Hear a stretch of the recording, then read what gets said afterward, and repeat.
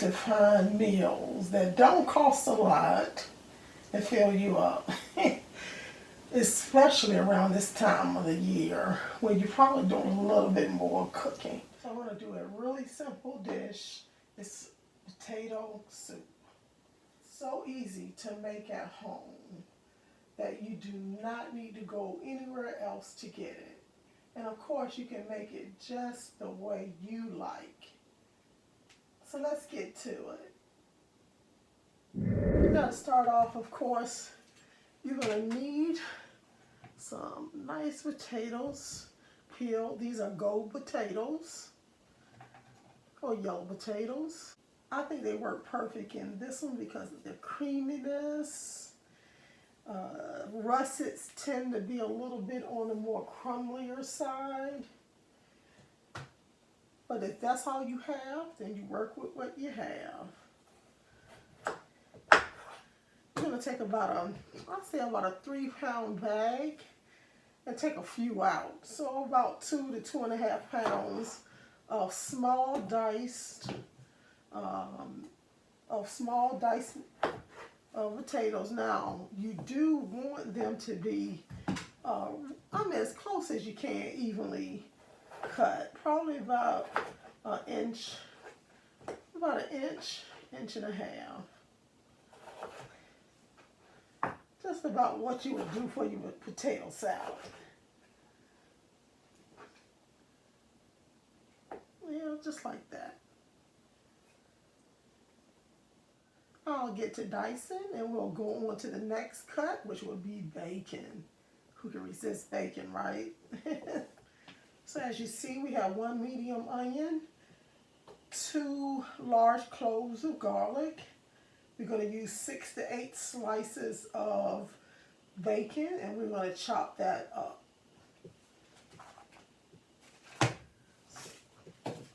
If you want to, you can add carrots and celery. I don't want any in mine because I'm really fond of the potato taste.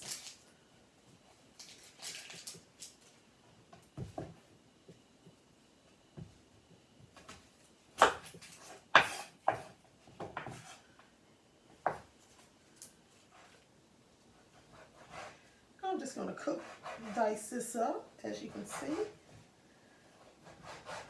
Now, if you didn't want to use bacon, you could forego the bacon with this. You can probably add just a little bit of smoke, like liquid smoke if you have it.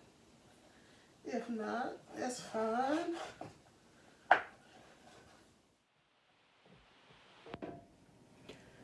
As you can see,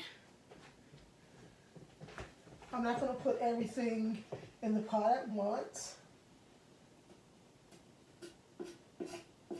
The only thing I'm going to add in first is the bacon. We're going to fry this up, and then we're going to take it out, drain it,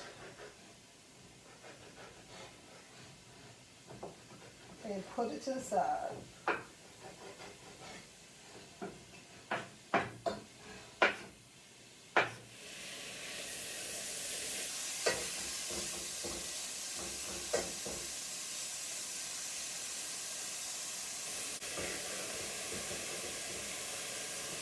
And we're going to cook that till it's nice and crispy.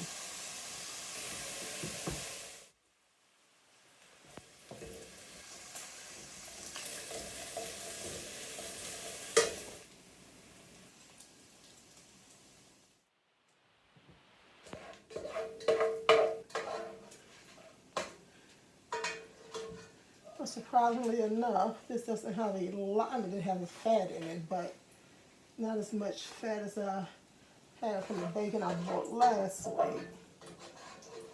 I was kind of disappointed in that one. But this one, and as you can see, there's still quite a bit of fat in that, so we're going to drain some of that fat out because now we're going to cook our onions and garlic in that. So now, as you can see, we have our crispy bits.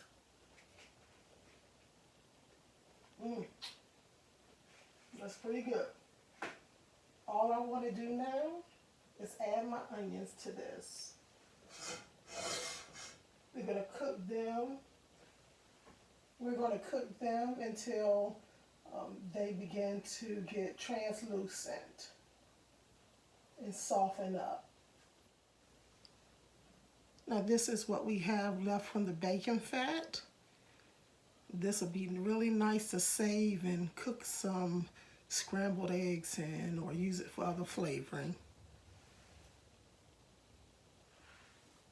The only thing that I'm adding to this pot is the onions. If you have carrots and celery, you can add this at this time. I wouldn't use a lot of carrots and celery because sometimes they can overpower the potato.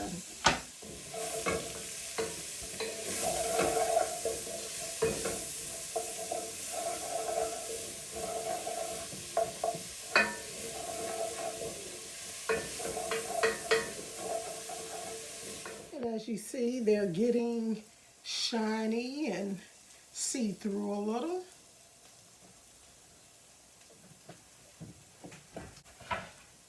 And it's at this point that I'm going to add my minced garlic. We're just going to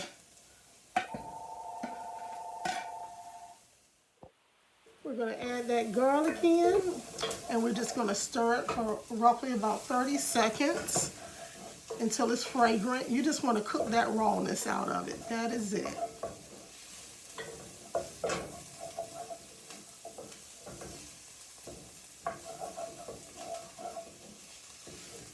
I've just added a 1/3 cup of all-purpose flour to my garlic and my onions.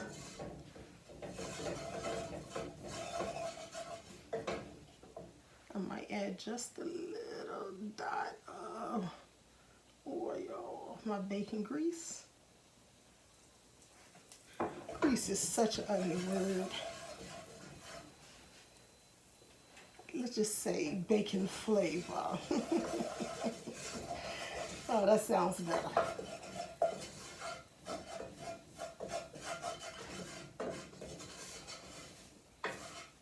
And as you can see, the flour is turning a light brown.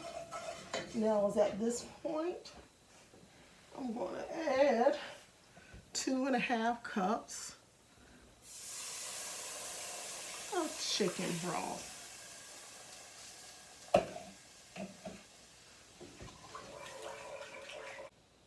This is optional, but I'm going to put in a pinch of cayenne, some black pepper here to taste. I'm going to wait on the salt.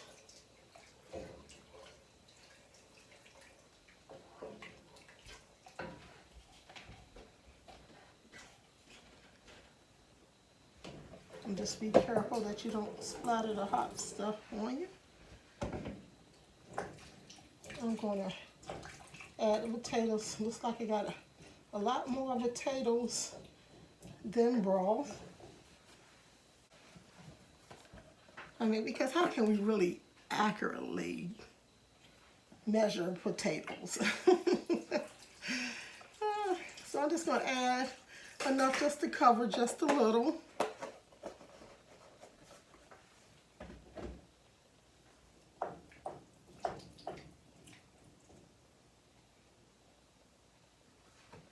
You're going to crank up the fire on this and let it boil for 10 minutes. Now, normally after this boiling period, I'll add the milk and the heavy cream. But we're going to cook these potatoes until they're really soft.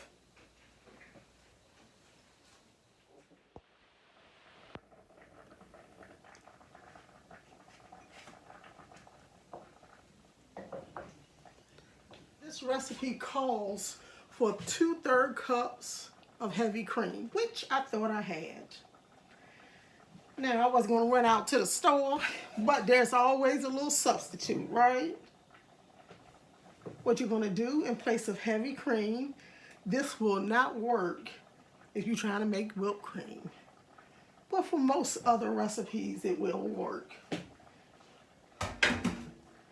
Heavy cream just has more milk fat than milk, or half and half. So I'm gonna try to replicate that milk fat. I wanna use 4 tablespoons of butter, melted. And then I'm just gonna make up the difference with half and half or whole milk.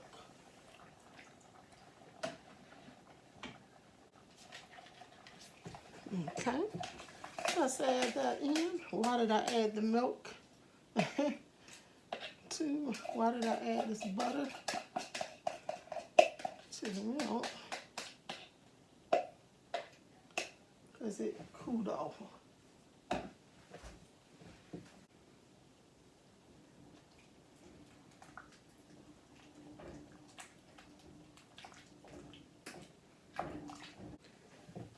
And you're going to add roughly 2 cups of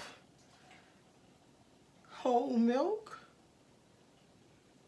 I'm using half and half. Me and my gallbladder will be worn later.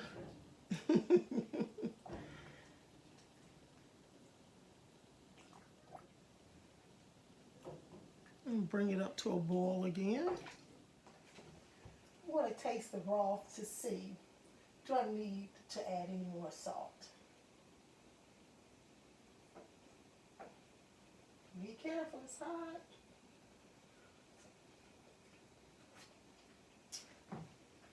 Yes, it needs salt.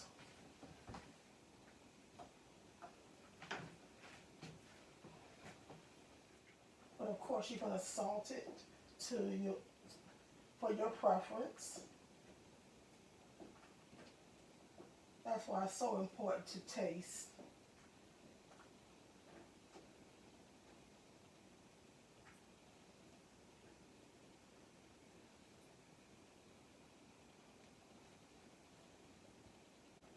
So in about 5 minutes, I'm going to cut it off, and I want to pull out my immersion blender, and I'm going to blend it up into my preferred way. I like a chunky potato soup.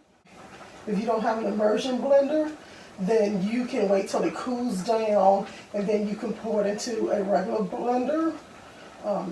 If you don't have a regular blender, by all means get to mashing. I'm just going to put my immersion blender in and just blend it for a few. Also, if you notice that it's more liquid than you would like and it's not as creamy, you can at this point make a little slurry of flour and chicken broth or flour and water, and then add that to thicken it up just a little bit. But I'm okay with the texture of it.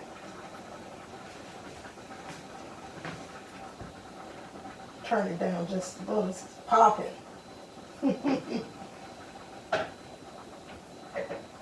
And this is great if you got a crusty bread, some croutons, that's why, some butter croutons, some garlic bread. I think most breads will go with this. Can you tell I like bread? A few more minutes and we're gonna blend you up, darling. Simmer this down. This thing is angry.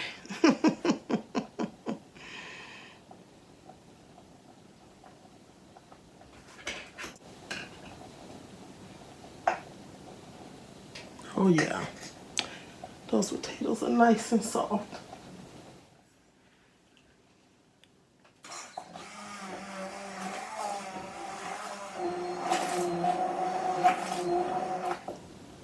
Alright,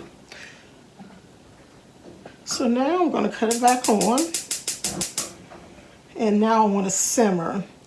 I say about 10 to 15 minutes. I just want to reduce it just a little. If you want, you like yours a little tangy, you can add some sour cream. I do not like sour cream inside my baked potato soup or my potato soup. All right. So we're just gonna let this simmer. As you can see, it's nice and creamy. But look, don't be afraid that thinking that, oh, it's too watery. Because once the soup cools down, it's going to lose a lot of that liquid or that watery look. It's going to thicken up. That's the word. It's going to thicken up. I tell you. All right, let's check back in about 10 minutes.